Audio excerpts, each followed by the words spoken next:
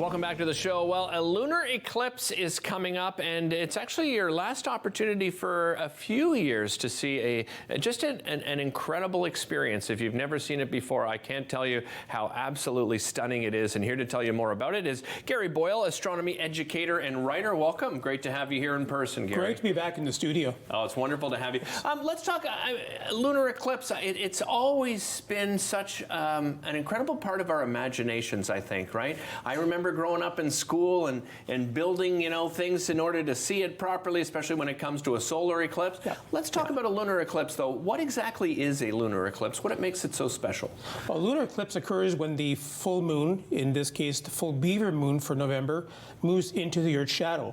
And the Earth's shadow is about 3.5 times the width of the full moon, or of the moon itself. Right. It's a very safe event to look at, but we don't see it every month because as the moon orbits the Earth, it's on a bit of a tilt. So imagine we have the sun, Earth, and the shadow behind the Earth. Well, sometimes the full moon is above the shadow, sometimes below, and other times it's in the shadow, passes through, and that's what we're going to experience. So how does it differ from a solar eclipse? Now, just the opposite. When the moon is in front between the sun and the Earth, again, when the geometry is correct, then we get a solar eclipse. Very dangerous to look at unless you have perfect eye protection. You have to go to a very specific area on the Earth, as in coming April 8th of 2024.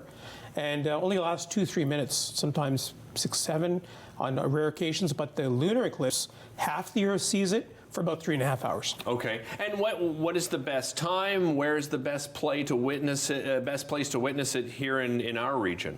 Well, anywhere, because it's really just the full moon turning darker, so you don't really need country skies. But for the astrophotographers out there that want to image the entire sky, because you're going to have Orion the Hunter, all the bright winter stars. Mars is above Orion too, so there'll be a lot of beautiful show pieces in the sky. But if you're in the city, just look for the full moon starting at 4:09 a.m. Okay. An early wake up. An early wake up. Mid-eclipse is around 6 a.m. But as it's coming out of the shadow, it'll be setting in the western sky. But viewers, citizens living further west, like central mountain time zones, will see the entire show. I see. And I did mention we're not going to see this for a few years. When would the next lunar eclipse be coming? It'll be in March of 2025, the total lunar eclipse. We're going to have 2 partials, 2023, 2024, but just a very small bit of the shadow is being nipped, about 20%, 15%.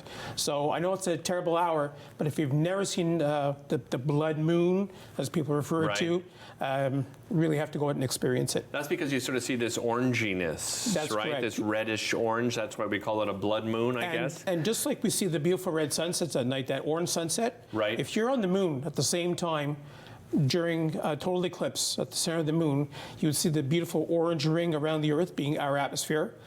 You would see every sunset on the left-hand side and every sunset on the right-hand side at the exact same time. And there's always interesting things that are happening in the sky, right, each and every month. Well, what other fascinating things are happening in the month of November? Well, we have first the Leonid meteor shower, November 17th. A very small shower, only about 15 meters per hour. There's one in December and one in January. 110 and 120 meters per hour. Oh my goodness, But the one in January will be full moon, so that'll diminish the numbers. But then we have the planets, 3 planets easily seen with the naked eye. Saturn, Jupiter, and Mars rising about 8:30. And really any cell phone app shows you the sky and shows you where planets are. We can see with the unaided eye. Telescopes are better, but still, the 5 wandering planets, the sun, the moon, give us our 7 days of the week. You mentioned Mars there. Am I right in that it's been sort of brightening in the last couple of weeks? Is that correct? It has been brightening because our 2 planets are coming closer together. Earth circles the sun 365 days, Mars 687 days. So eventually, every 26 months, we get close together. And that's what we're doing now. December 8th will be the closest. And on December 7th, look at the sky around 10:30 at night, even 10 o'clock. The moon is pretty well big. Mars very close. Eventually, the moon will cover Mars for about 50 minutes here from Ottawa. It's called an occultation. Okay. So it'd be just dramatic for that planet being so bright. I highly recommend it. And at 10:30, you don't have to wake up at 4 in the morning. Yeah, exactly. Yeah. When did you first get fascinated with the sky and astronomy? Way back in 1965, when I was 8 years old. Really? Going through an elementary school library, looking at the new books for the new school year in grade 2, came across this book called Stars, and the book glowed, the angels sang, and just couldn't believe what I was reading. Just our sun, the size of our sun compared to the Earth. It's like a string of pearls. 109 Earths would fit in a row across the width of the sun. And Really? over 1 million would fit inside. And the sun is a typical star in our galaxy in the nighttime sky. 93 million miles, 150 million kilometers now. Temperatures, colors of stars just never stopped for the last 57 years. What about some other fascinating facts that you've learned over the years? That more people, a great thing. I was doing a campsite at the KOA campsite at Ivy Lee, shameless plug. And, Nice. And I would do my slideshow and bring along the telescope and show stuff in the sky. All of a sudden, I had these little kids asking to look at the constellation Draco. Draco the dragon. Why are you looking at Draco? Well, it's from Harry Potter. Oh, of course. Usually it's the Big Dipper, a Little Dipper, and that's Right. about it. But yeah, Draco is so. It's great to see that children are getting more motivated in the sky with the wonderful missions we have now, such as James Webb Space Telescope, meteor showers, eclipses, to bring people out of their houses, away from the 3 T's that I call it: telephone, tablet, and yeah.